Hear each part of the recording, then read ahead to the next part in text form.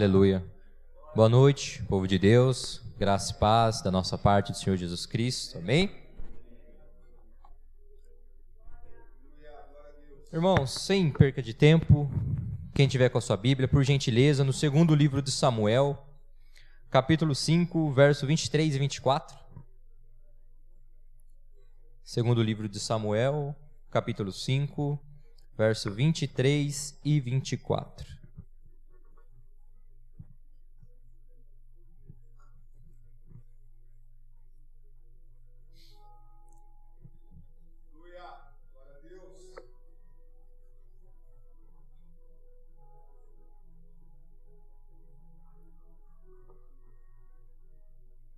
Glória a Deus. Amém? Diz assim a palavra do Senhor. Davi consultou o Senhor e este lhe respondeu: não os ataque de frente, mas rodeie por detrás deles e o ataques por diante das amoreiras. E, quando você ouvir um barulho de marcha pelas copas das amoreiras, entre logo em ação. É o Senhor que saiu à sua frente para atacar o exército dos filisteus. Doce Espírito, conduz essa ministração, abra os nossos corações, Pai, para a Tua verdade, para a iluminação, para a revelação, Pai. Não depende de mim, sou apenas, Senhor, aquele que proclama. Então venha, Senhor, e nos constrange por amor a Teu santo nome. Amém e amém. Pode sentar, irmãos.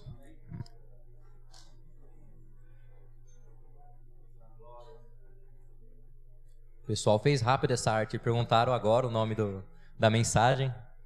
O pessoal é fera, viu?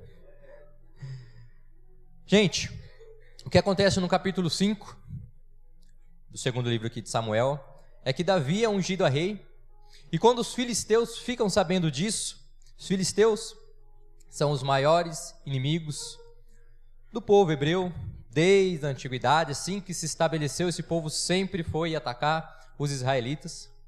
E quando eles souberam que Davi tinha sido ungido rei, eles armaram um ataque contra eles. E Davi, com o coração obediente, a primeira coisa que ele faz não é revidar o ataque, mas consultar ao Senhor. Eu acho que fica algo para nós. Consultamos o Senhor antes de revidar qualquer ataque. E o Senhor responde Davi e fala: não, pode atacar. E passa uma estratégia para Davi. O nosso Deus é chamado de Senhor dos Exércitos, o Deus de guerras, que ele fala: eu sou o Deus de guerra, eu venço, nunca fui vencido. É um Deus de estratégias, de táticas. Ele sempre guiou o povo hebreu e ele sempre guiará a tua igreja hoje. Só que nós temos que entender, irmãos, que Davi, ele lutou contra homens, ele lutou contra a carne, porque era uma época onde a graça do Senhor ainda não tinha sido manifestada da maneira completa, uma revelação latente. Já havia a graça, mas ainda não tinha sido revelada ao teu povo. E na semelhança de Davi, nós também temos inimigos. Só que, como diz o Tropa de Elite 2, o inimigo agora é outro. O nosso Senhor, Ele nos capacita, irmãos. Os filisteus, eles eram os inimigos mortais do povo hebreu. E hoje eu e você, nós temos um inimigo mortal, o inimigo da nossa alma, que é o diabo e os seus anjos. O diabo e os seus anjos é o nosso inimigo, não é inimigo de Deus. Porque para Deus ter um inimigo, essa pessoa teria que estar na mesma altura, no mesmo patamar. E não há ninguém no mesmo patamar. Então Deus não tem adversário, irmãos. Quem tem adversário somos nós. E Ele nos persegue, e Ele persegue a nós, assim como usava os filisteus para perseguir o povo de Deus na antiga aliança. O nosso inimigo agora é outro. Isso tem que ficar muito claro para nós. Se nós queremos ser uma igreja saudável, se você como membro individual quer ser alguém maduro, entenda que o seu inimigo é outro, não é o seu vizinho. O apóstolo Paulo diz em Efésios 6, 11 e 12 assim: vistam-se com toda a armadura de Deus, para poderem ficarem firmes contra as ciladas do homem? Contra as ciladas do seu vizinho? Contra as ciladas do seu pastor? Contra a cilada do diabo. Porque a nossa luta não é contra carne e sangue, mas contra os principados e as potestades, contra os dominadores deste mundo tenebroso, contra as forças espirituais do mal nas regiões celestiais. Confesso que, quando eu comecei a me aprofundar um pouco no Evangelho, uma das primeiras coisas que o Espírito Santo quis me trazer como uma verdade latente foi de que os meus inimigos mudaram. Eu compreendi que eu não precisava mais argumentar contra o meu próximo. Eu não precisava mais ser mais inteligente para mostrar algo para alguém. Mas ele chamava eu, não somente a minha pessoa, mas a sua pessoa, para o secreto. Porque a primeira coisa que o Espírito Santo faz em nossas vidas, quando vem um texto desse, ele nos trata, ele nos dá uma realidade de que o nosso inimigo não é mais o meu vizinho, não é mais o meu próximo. E ele coloca contra nós alguém que é maior do que nós. Não sei se vocês sabem, mas o diabo e os seus anjos são mais poderosos do que nós. Seria uma luta desigual, nós contra o diabo e os seus anjos. Mas Deus fala, revistam-se de toda a armadura, porque vocês vão estar no mesmo patamar para poder derrotá-los. Então há uma promessa para mim e para você, de que nós não perderemos essa batalha se seguirmos firmes com Ele, se ficarmos vigilantes e astutos contra a cilada dele. Eu digo isso, irmãos, porque infelizmente, quando eu falo de igreja, ao corpo de Cristo, a imaturidade tem tomado conta. E as pessoas olham o seu irmão como o inimigo mortal da sua alma. E é isso que o diabo mais quer, desviar o foco. O próprio Jesus Cristo diz que um reino dividido, o que acontece? Então o que ele vem no seio da igreja e causa divisões, facções, picuinha, contenda, fofoca. E a pessoa olha, com tal pessoa eu não me sento. Fala, irmão, você está lutando a guerra errada. Com tal pessoa não sento para conversar, porque essa pessoa fez isso, fez assado. O inimigo está mudando a sua mente, tirando o foco dele. Infelizmente, irmãos, quando nós não recebemos o paz do Senhor de volta, já fechamos a cara, isso mostra o tamanho da nossa imaturidade. Quando não nos sentimos reconhecidos, o que falamos? Ai, ninguém me vê, ninguém presta atenção em mim. Mal sabe que essa pessoa tem o Espírito Santo, o Cristo, o Pai, os anjos ao redor dessa pessoa. Eu sei que tem a nossa falha, nós queremos uma proximidade de um ser humano, mas quando o inimigo ele consegue entrar na sua mente e tirar o foco de quem é o seu inimigo verdadeiro, ele começa a fazer da sua vida uma arma, porque você se torna uma arma para ele, irmãos. Você está aonde ele quer que você está, no seio da igreja, mas você não é uma ferramenta de Deus, você é um instrumento do diabo. Quando eu digo você, eu posso estar incluso nisso, com certeza, porque se eu não vigiar, eu vou cair em contenda, em facções. Eu vou, irmãos, querer ser melhor do que todos os pregadores, eu vou querer ser melhor do que todos os ministrantes de louvor, porque o meu ego vai estar lá em cima, e o diabo está aqui, ó. É isso, meu garoto, é isso que eu quero. Eu não contava com alguém melhor do que você, destruindo a própria igreja de Cristo.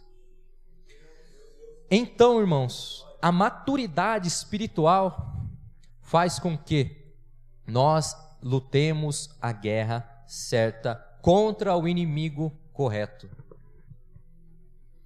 Satanás, ele está agindo desde o início da criação, proliferando os pecados, normalizando os pecados. O que nós ouvimos hoje nas músicas, né? Que tudo é normal, quem não traiu vai trair, quem não foi traído um dia vai ser e está tudo certo. Fala sobre moralidade, fala sobre o ego, sobre você buscar sua fama, o seu sucesso, que o outro fique lá de lado, não se importe. Satanás está desde o início aprisionando em vício os seres humanos. No meio da bruxaria, no meio da macumbaria, eles falam que aqueles que recebem as entidades, sabe como são chamados? De mula. Satanás fala que aquele que recebe a manifestação de um demônio é somente uma mula. Mas você que tem o Espírito Santo é chamado de Deus por filho. Irmãos, há um contraste do império das trevas com o reino dos céus. Aqui você tem valor, não porque você tem algo para oferecer, porque nós não temos nada para oferecer, mas aqui você só tem valor enquanto você serve. Aqui, se você não servir, Deus te ama. Se você não orar, Deus te ama. Se você não ler a Bíblia, Deus te ama. Se você não vir à igreja, Deus te ama. Não significa que Ele está contente com as tuas ações, mas aqui é diferente. Se você não servir, você não tem nenhum valor para Ele. Satanás está agindo desde o princípio, colocando o homem no centro do universo. Tudo é para você, a sua satisfação, a sua conquista, o seu sucesso, o seu carro próprio, a sua casa. Por quê? Porque quando você está preocupado demasiadamente com você, o reino de Deus está para lá. Então olha, você conseguiu o teu serviço, mas agora faz uma pós para você conseguir ser um sênior na sua empresa, e lá se vai mais 2, 3 anos. Olha, você conseguiu, agora faz um MBA para que você se torne o gerente. E ele vai colocando as coisas do mundo debaixo do seu nariz. Olha, você tem capacidade, eu sei que você consegue. E você, aos poucos, vai se esquecendo do reino dos céus. E ele vai te exaltando. Olha onde o teu conhecimento te levou. Essa história da carochinha, você não precisa da Bíblia. Esse livro é uma ficção. Olha você, riquezas, glamour. O dia que quiser comer um lanche, comer algo diferente, você consegue, afinal de contas, olha onde você está. Esse é o papel de Satanás. Lembrando que eu não estou condenando isso tem o seu lugar. A vitória dele sobre alguns é fazer com que eles não acreditem em sua existência. O famoso ateu. Porque esse ele nem precisa se preocupar. Quando ele coloca na cabeça de alguém que anjo, demônio, céu, inferno não existem, ele já ganhou também. Só que a Bíblia fala que Deus ri dos ateus. O salmista Davi fala que aquele que não acredita em Deus, Deus ri da cara dele, porque os firmamentos proclamam a glória do Senhor. Essa perfeição do mundo proclama a glória do Senhor. É normal, nós costumamos dizer que os ateus são os cientistas, né? Isso é raro, irmãos, porque o cientista, o médico que se aprofunda, ele fala, é impossível tanta perfeição vindo uma explosão. Então, quando ele coloca na sua mente que céu e inferno não existem, ou que a Bíblia contém a palavra de Deus, uma coisa ali é verdade. Irmãos, um peixe engoliu um homem? Pô, fala sério, né?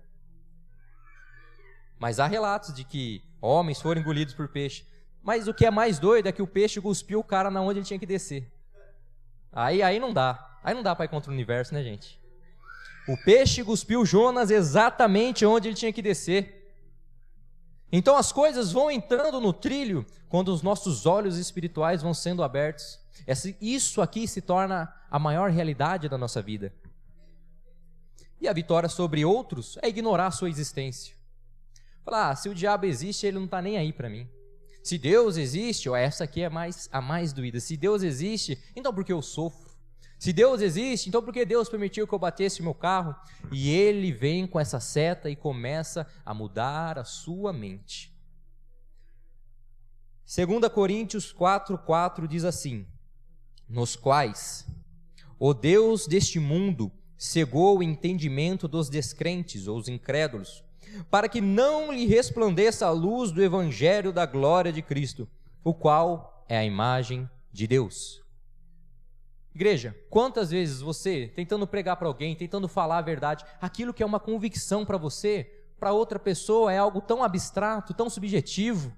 Por quê? Porque o Espírito Santo já abriu os seus olhos, mas não abriu ainda os olhos daquela pessoa. Então, o que muitas das vezes nós fazemos com alguém que resiste à nossa pregação? Então vai para o inferno. Mas não É isso que a Bíblia nos orienta. Insista, porque olhe com um olhar de misericórdia. Porque se Deus não tivesse tido misericórdia da minha e da sua vida, nós não teríamos os nossos olhos abertos para a revelação do Evangelho. Assim como Deus foi misericordioso para a minha vida, seja misericordioso, insista, não como um crente chato, mas como um crente de oração. Lembra que eu disse que nós temos outro inimigo? Muda-se também as armas. Campo de atuação de Satanás. O sistema é o campo de atuação do diabo. Ele influencia e manipula tudo. Eu creio que o carro é uma boa ferramenta para uma locação. Quantos creem? Um ônibus, assim sucessivamente. Mas, se a pessoa que estiver atrás do volante for mal intencionada, aquilo que era para ser uma boa ferramenta torna-se uma arma mortal. E o diabo, sabendo da nossa inclinação, da nossa carne tão maquiavélica que vem e quer fazer o mal, aquilo que está ardendo do nosso coração, da natureza caída, ele começa a usar aquilo que no céu era para louvar a Deus. Lembra da música? A música no céu entoava a Deus, mas a música na terra, no sistema da terra, quem que louva? Louva o diabo? Louva o homem. Mais uma vez, colocando o homem no centro do universo. Deus diz o seguinte: louvai-me, adorai-me. E o diabo diz o que para Adão? O diabo ele não pede adoração, irmãos. Ele fala: se adore, se vanglorie, seja o cara. Mais uma vez colocando no centro. Outro campo de atuação de Satanás: novelas. Quem é da antiguidade, perdão, né? Antiguidade não, um pouquinho mais maduro. Lembra que fala assim: irmão, você não pode assistir novela porque é um nó e uma vela. Aí tu não, mas é religiosidade. Hoje, olhando, realmente, irmãos, é um nó e uma vela sobre a vida, porque você fica tão cego daquilo, e aquelas verdades vão entrando na sua mente. Satanás usa filmes, jornais, política, mídias sociais. Para que ele usa? Para proliferar o pecado, normalizar o pecado, porque você está sendo 24 horas bombardeado pelas coisas que são de anticristo, anti-Bíblia. E quando você passa uma hora aqui, não é suficiente para combater as suas dezenas de horas semanais naquilo que você colocou na sua mente. Quem estava aqui na consagração? O pastor falou que música é doutrina, e essa é a verdade. Quando Martinho Lutero, após a reforma, ele começou a montar aquela igreja de Cristo, o ministério de louvor só cantava as músicas que ele escrevia, porque ele era um grande teólogo. Música, doutrina. Colossenses, o apóstolo Paulo fala: cante entre vós salmos, hinos, cânticos espirituais. Por quê? Porque eram homens e mulheres analfabetos, não sabiam, não tinham uma instrução das escrituras. Então o que eles faziam? Doutrine através da música. E hoje, o que nós fazemos? Qual que é a música que está no hit aí? Eu sei que você sabe. Qual que é a música que está no hit aí? Totalmente contra os valores de Deus. Então ele começa a doutrinar a sua mente através da música, através do filme, através do seriado, através dos jornais, através da política, vai normalizando o pecado. Eu olho, e com certeza você também deve olhar para a política hoje e falar: isso é um lugar sujo mesmo, fazer o quê? Porque o que ele fez? Ele colocou na nossa mente que ali é um lugar de corrupção. Mas quem é corrupto são os homens, não é esse ambiente. Esse ambiente é para a glória de Deus, como qualquer outro ambiente. Ele coloca na nossa mente que é normal o sexo antes do casamento, que é normal a ideologia de gênero, você escolhe o que você quer ser, e assim, através desses campos de atuação, ele vai normalizando no mundo, e o mais perigoso, no seio da igreja. É normal, pastor, deixa, não, já tentei, é assim mesmo, né? Ele escolheu essa opção sexual dele, que ele seja feliz, né? Deus se agrada, é amor, né? Toda forma de amor é válido. E começa aquelas mentiras sendo disseminada. Ele usa o sistema para normalizar tudo o que a Bíblia condena. Tudo que a Bíblia condena, Satanás usa o sistema, o mundo, para colocar na minha e na sua mente que isso é errado. Agora imagine, irmãos, nós que temos o Espírito Santo, temos irmãos orando um pelos outros, temos a Bíblia, isso já é tão difícil a nossa batalha, imagine para aqueles que estão cegos, para aqueles que não tiveram a revelação do Evangelho. E a Bíblia nos convida para nós termos um olhar de misericórdia, irmãos. Quando você vê alguém aprisionado em algum vício, não logo aponte o dedo. Não condene essa pessoa, porque essa pessoa não teve essa revelação. Essa pessoa está algemada espiritualmente. Essa pessoa está em uma cadeia espiritual. E nós, como seres espirituais, temos que orientar essa pessoa da maneira correta. 1 de João, capítulo 2, verso 15 e 16. Não ame o mundo, nem as coisas que há no mundo. Se alguém amar o mundo, o amor do Pai não está nele. Porque tudo o que há no mundo, os desejos da carne, os desejos dos olhos e a soberba da vida, não procedem do Pai, mas procede do mundo. Então, mais uma vez, o inimigo das nossas almas vem com esse banquete debaixo dos nossos narizes. E muitas das vezes é cheiroso, é bom, mas por um momento, irmãos, você pode prejudicar uma caminhada inteira. Trocar minutos, segundos de prazer pode atrapalhar uma eternidade. Davi, e a Bíblia fala que Davi entessava o arco, a lança, a espada, mas com a mudança de inimigo, há mudanças de armas. 2 Coríntios, capítulo 10, verso 4 e 5. Porque as armas da nossa luta não são carnais, mas poderosas em Deus para destruir fortalezas. Destruímos raciocínios falaciosos e toda arrogância que se levanta contra o conhecimento de Deus, e levamos cativo todo o pensamento à obediência de Cristo. A oração é o campo de batalha daquele que nasceu de novo. E todo aquele que nasceu de novo foi chamado para ser um guerreiro e uma guerreira espiritual. Não pense, irmãos. Eu sei que há estágios. Aquele que começou agora tem que se livrar de toda a impureza, ter a sua mente transformada. Todos nós vamos passar e temos que passar por esse processo. Mas se você já é um crente maduro, você foi chamado para destronar potestades. Você foi chamado para destronar principados. Muitos de nós nem sabemos o que é isso, né? Por quê? Porque é isso que o inimigo quer, cegar o nosso entendimento. A Bíblia fala que nós estamos revestidos com uma armadura celestial, estamos revestidos de lança, espada, escudo, para justamente ferir e destronar este inimigo que assola pessoas e nações, mas nós ainda nem sabemos quem são os nossos inimigos. Para mim, o meu inimigo é aquele que não me deu a paz do Senhor, aquele que fez uma fofoca sobre mim, aquele que me prejudicou de alguma maneira. Para mim, o meu inimigo é aquele que me passou para trás. Enquanto estivermos com essa mente imatura, o diabo vai continuar a sua farra. Mas eu estou aqui para te dizer, irmão e irmã, você é uma guerreira, você é um guerreiro espiritual. O seu campo de batalha é a oração. O seu inimigo não é o seu vizinho, é Satanás.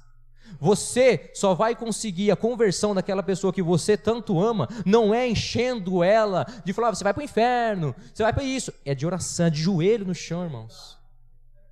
Sabe aquele seu patrão que você quer que se converta, uma pessoa tão boa, tão idônea, tão justa, nossa, essa pessoa só falta ser crente. Lembra? Quem nunca falou isso? É tão boa, só falta ser crente. Nós temos pessoas assim em nossa vida. Eu amo muitas pessoas que trabalham comigo. São pessoas boas, honestas. Falo, meu Deus, só falta ser crente. É melhor que muito crente, gente. E às vezes você prega e fala, mas não é nessa argumentação, irmãos. É de joelho no chão. É ali porque a mente dele, o apóstolo Paulo fala que tem uma fortaleza. E na oração nós derrubamos essas fortalezas. Quando você ora, você entra como uma bomba atômica nessa fortaleza e você derruba aquilo, irmãos, e o coração da pessoa se abre para o evangelho. É dessa maneira, irmãos. Chega de querer condenar a pessoa que te prejudica. Se está sendo prejudicado, tem um motivo de Deus na sua vida. Fortalezas e mentiras, como uma muralha que cerca, são ideias, visão do mundo que a pessoa tem, que vai contra o Evangelho. Por que vai contra o Evangelho? Porque a vida inteira foi doutrinada por Satanás. A vida inteira foi doutrinada em filmes, foi doutrinada em música, de que tudo que a Bíblia condena para ele é normal. Aí você fala, viu, isso que você está fazendo é pecado. Você acha que a pessoa, ok, tá, obrigado. E vira e continua fazendo. Não é assim que você vai fazer com que a pessoa se converta ou pare de pecar, gente. É de oração. Você aconselha, mas é numa oração que você vai derrubar essa fortaleza mental. Nós que temos o Espírito Santo, muitas das vezes é tão difícil largarmos um hábito, um vício. Imagina aquele que não tem, gente. Então olha com misericórdia. Qual que é uma fortaleza mental? Se eu for uma pessoa boa, eu vou para o céu. Deus me ama do jeito que eu sou. Por isso não preciso mudar. Deus conhece o meu coração. São mentiras que Satanás inculcou na mente daquela pessoa, que aquilo se torna uma verdade absoluta para ela. Então, para você destruir essa verdade absoluta, que no caso é uma mentira, é somente com as armas da milícia correta. Toda a arrogância são pensamento onde as pessoas desprezam a Jesus Cristo e tudo que é relacionado a Ele. Normalmente são chamadas de ateias ou ateus, pessoas que se acham dotadas de um conhecimento tão vasto que não precisa de Deus. Então a pessoa coloca, olha até onde eu cheguei sem Deus, por que eu vou precisar de Deus agora? Isso é o quê? É uma arrogância contra o conhecimento de Deus. Tá, Gabriel, o inimigo mudou, as armas mudaram, eu conheço agora a minha capacitação, mas entenda, irmãos, somente o Evangelho liberta. O apóstolo Paulo, dizendo aos romanos, diz assim, 1,16, pois não me envergonho do Evangelho. Por que, apóstolo Paulo? Porque é poder de Deus para a salvação de todo aquele que nele crê. Qual que é a salvação para o seu patrão tão legal que só falta Cristo no coração dele? É o Evangelho. Você planta uma semente com o Evangelho e faz a irrigação na oração. Você planta a semente do Evangelho e faz a irrigação na oração, todos os dias, perseverante. A Bíblia fala de um homem, se eu não me engano, Bíblia não, os heróis da fé, se eu não me engano é Charles Finney, um grande homem de Deus, um grande evangelista. Dizem que ele tinha livros, que ele anotava o nome das pessoas e toda vez que ele ia para o campo de batalha ele apresentava essa pessoa. E tinha um nome, se eu não me engano, já tinha cerca de uns 40 anos que estava lá. Ele perseverava, 40 anos orando pela mesma pessoa. E ele falava, eu creio que essa pessoa vai se converter. Que perseverança é essa, irmãos? É só alguém que entendeu, que é tão capacitado no mundo espiritual, que a oração dele produz um efeito no mundo espiritual, que pode derrubar todas as falácias, todas as mentiras, todos os engodos que Satanás colocou durante toda uma vida, irmãos. A promessa para a igreja, as portas do inferno não prevalecerão contra a igreja que ora. A igreja que não ora, infelizmente não avança. Quando eu li a primeira vez, onde diz esse texto, eu achava que a igreja era como se fosse um guerreiro fraquinho, pequenininho, sem força alguma, segurando um escudo, e o inferno fosse algo avassalador, empurrando a igreja. Essa era a minha visão de igreja, porque eu olhava para todo lado o pecado pipocando. Falei, então, pelo amor de Deus, nós estamos perdendo essa guerra.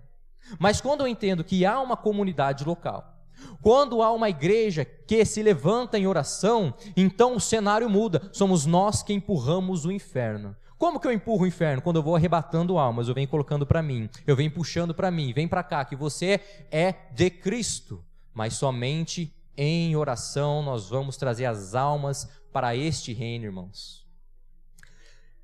Não há fortaleza que fique de pé quando a igreja ora.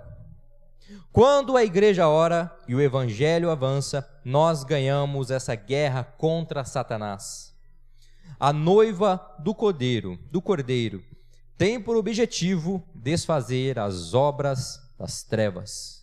Assim como Jesus veio e desfez, dando a nós uma nova natureza, Ele nos confiou essa missão. Espalhe isso, prolifere isso, mostre que esse mundo e esse sistema caído não estão de acordo com os valores eternos.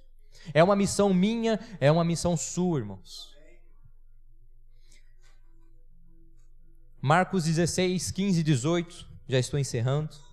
E disse-lhes: vão por todo o mundo e pregue o evangelho a toda criatura. Quem crer e for batizado será salvo.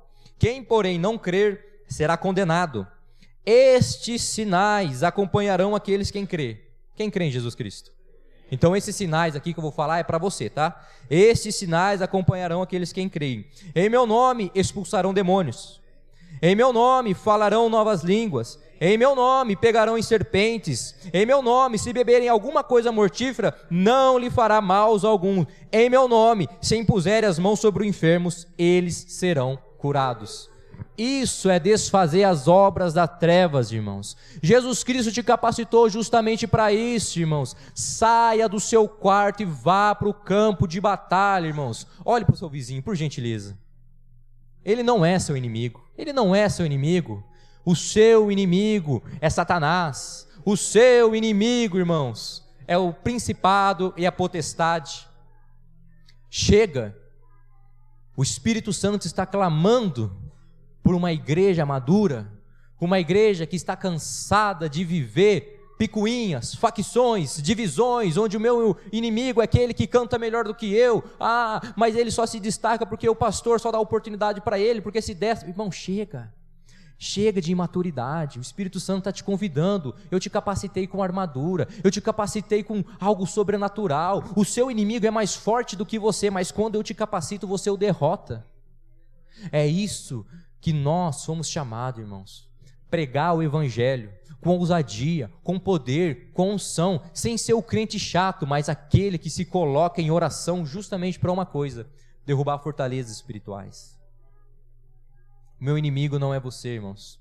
E se algum dia eu te machuquei porque você me machucou, me perdoe. Eu fui imaturo, eu fui criança. Mas me comprometo, e eu gostaria que vocês se comprometessem também, irmãos, que a partir de hoje, não olhe para o seu vizinho como inimigo, porque a sua luta é contra a carne, a sua luta não é contra a carne nem contra sangue, mas contra principados e potestades. Gabriel, o que é isso? Pergunta para o Espírito Santo o que é, que eu tenho certeza que ele vai te revelar. Pergunta para Cristo o que é, que eu tenho certeza absoluta que ele vai te mostrar. E ele vai forjar em você um guerreiro e uma guerreira de Deus. Alguém que, como no primeiro hino, os valores terrenos perdem toda a importância, vivendo com uma responsabilidade de que ainda estamos aqui, mas que isso já não é o que satisfaz a nossa vida. Eu anseio, irmãos, pela volta de Cristo. Mas será que ele virá para uma igreja matura? Quanto tempo, irmãos, o povo hebreu ficou rodeando ali a terra prometida? 40 anos. 40 anos. Por quê? Eram reclamões, nada estava bom. Resumindo, imaturidade. Às vezes o noivo já está às portas, mas nós estamos rodeando esse deserto porque nós não estamos buscando o aperfeiçoamento. Você foi chamado para ser um cristão maduro, para ser um crente como uma ferramenta por Deus. Irmãos, olhe a necessidade das pessoas, pegue um livrinho, anote o nome, eu vou orar até essa pessoa se converter. Coloque a data, eu comecei a orar em tal data. E quando essa pessoa se converter, você coloca, mas seja perseverante, irmãos. Destrua as mentiras, os enganos, através da oração. O inimigo agora é outro. As armas são outras. Eu sei que para muitos aqui, talvez essa ministração não faça o menor sentido, e está tudo bem, cada um tem seu tempo. Mas para aquele que entendeu, para aquele que compreendeu, que Deus não te chamou para que você tenha apenas uma boa vida nessa terra, irmãos, é para você essa mensagem. Desperta se você tem dormido. Se coloque na brecha. Se posicione. Quando Jeremias começa a falar com Deus, Senhor, olha o caos que isso está vindo. Jeremias, então vai lá, roda essa cidade inteira, vê se tem alguém clamando. Você encontrou alguém intercedendo, Jeremias? Falei, não encontrei, Senhor. Pois é. Mas aí vem Ezequiel e fala, eu me colocarei na brecha. Irmãos, sejamos como Ezequiel. Nos coloquemos na brecha, irmãos. Pergunta para Deus, Senhor, qual é a sua necessidade? Qual é a sua ferida? Porque a vontade de Deus só vai ser estabelecida aqui na terra quando quem orar, irmãos? O ímpio orar. Quando o ímpio ora, a vontade de Deus é estabelecida na terra? Quando a igreja ora, a vontade de Deus é estabelecida na terra. Então temos que entender a necessidade deste povo. Temos que entender a necessidade dessa geração. Você não vive aqui em pleno 2024 porque foi um acaso. Deus tem um propósito para você nessa geração, irmãos. Chega de postergar, irmãos. Chega de ser doutrinado pelo inimigo. Vigie o que entra dentro da sua casa. Vigie o que os seus filhos veem. Vigie o que tem ensinado a sua família. É o filme de um Netflix? É um seriado que tem doutrinado a sua vida? Ou são as Escrituras? O que tem doutrinado a sua família? Aquela série no começo do ano, cheio de câmeras? Ou isso aqui? Irmãos, enquanto isso aqui não for a verdade absoluta aplicada na sua vida, porque muitas vezes nós teorizamos, não aplicamos, mas a partir do momento que a Bíblia Sagrada for aplicada na sua vida, eu tenho certeza que você vai destronar principados e potestades. Deus já te capacitou. Hoje Ele está te dando um chacoalhão. Ei, te revesti, te ungi, te chamei. Pare de ficar sendo enganado, de andar em círculo, ficar andando em volta daquilo que o inimigo quer. O inimigo agora é outro. Amém? Ministério de Louvor, por favor, as palmas louvam ao Senhor.